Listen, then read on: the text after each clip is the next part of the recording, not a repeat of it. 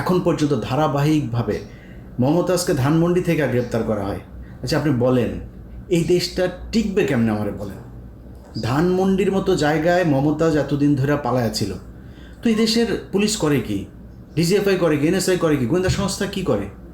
আপনি এই দেশ কেমনে টেকাবেন? এই যদি হয় গোয়েন্দাদের অবস্থা, তাহলে আপনি এই মানে ভবিষ্যতে যে আরও বড় ধরনের কোনো ঘটনা ঘটবে না সেটা আপনি সামলাবেন কেমনে? পারবেন না সামলাইতে।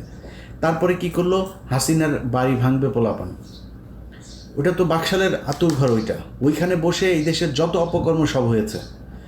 এই দুর্নীতি থেকে শুরু করে এই পর্যন্ত এই বাংলাদেশের যত অবক্ষয়, ভারতের যত যোগসাজশ, ভারতকে এই দেশে কাজ করতে দেওয়ার যত কিছু সব ওই ঘরে বসে হয়েছে।